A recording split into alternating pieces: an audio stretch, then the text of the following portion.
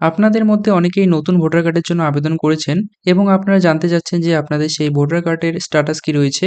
অর্থাৎ আপনারা যে নতুন ভোটার কার্ডের জন্য আবেদন করেছেন তার স্ট্যাটাস কিরকম রয়েছে এখন। তো আজকের এই ভিডিওতে আমি স্টেপ বাই স্টেপ প্রসেসে আপনাদের দেখিয়ে দিব আপনারা কিভাবে ভোটার কার্ডের স্ট্যাটাস চেক করবেন। তো চলুন ভিডিওটি শুরু করা যাক।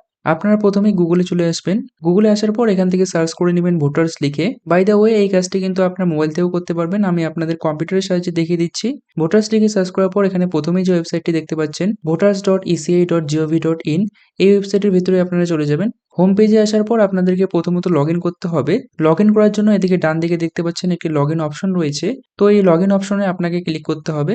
লগইন অপশনে ক্লিক করার পর এখান থেকে দেখতে পাচ্ছেন আপনি register mobile number or email ID. তো এখানে আপনি যে নাম্বারটি দিয়ে রেজিস্টার করেছিলেন অথবা যে ইমেল আইডিটি দিয়ে রেজিস্টার করেছিলেন সেটি এখান থেকে বসাতে হবে। তো আমি এখান থেকে মোবাইল নাম্বারটি বসিয়ে দিচ্ছি। মোবাইল নাম্বারটি বসিয়ে দেওয়ার পর এখানে নিচে একটি ক্যাপচা কোড দেখতে পাচ্ছেন। এই ক্যাপচা কোডটি দেখে এখানে এন্টার ক্যাপচার এখানে ফিল আপ করবেন। দেন এখান থেকে রিকোয়েস্ট ওটিপিতে ক্লিক করবেন। রিকোয়েস্ট ওটিপিতে ক্লিক করার পর আপনাদের মোবাইল নাম্বারে অর্থাৎ রেজিস্টার্ড মোবাইল নাম্বারে একটি ওটিপি যাবে। তো সেই ওটিপিটি এন্টার করে আপনারা এখানে লগইন করে নিবেন। লগইন করার পর আপনারা আবারও হোম পেজে চলে আসবেন। এরপর এখান থেকে একটি অপশন খুঁজে নিতে হবে যেটি হচ্ছে ট্র্যাক অ্যাপ্লিকেশন স্ট্যাটাস। এই অপশনটি আপনারা একটু খুঁজে নিবেন। দেন এর উপরে আপনারা ক্লিক করবেন।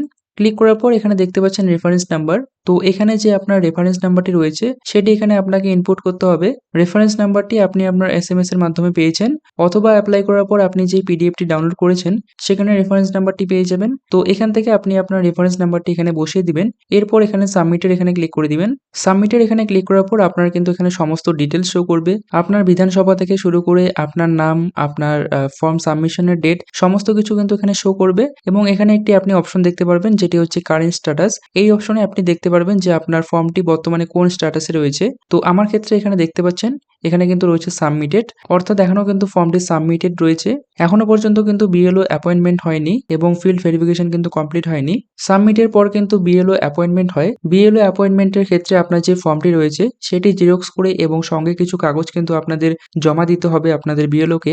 বিএলও অ্যাপয়েন্টমেন্ট হওয়ার পর আপনি যখন ফর্মটি জমা দিবেন তারপরে কিন্তু ফিল্ড ভেরিফিকেশন হবে এবং এর জন্য কিন্তু আপনাকে বিডিও অফিসে হিয়ারিং এর জন্য ডাকা হতে পারে। ফিল্ড ভেরিফিকেশন হওয়ার পর আপনার ভোটার কার্ডের কিন্তু সমস্ত স্টেপ কমপ্লিট হয়ে যাবে এবং আশা করি আপনারা কিন্তু কিছুদিন পরেই আপনাদের ভোটার কার্ডটি আপনাদের পোস্ট অফিসের মাধ্যমে পেয়ে যাবেন। তো এই ছিল মূলত আজকের এই ভিডিও। এভাবেই আপনারা আপনাদের ভোটার কার্ডের স্ট্যাটাস চেক করতে পারেন। তো দেখা হচ্ছে পরের কোনো ভিডিওতে পরে কোনো টপিক নিয়ে। ততক্ষণে ভালো থাকবেন।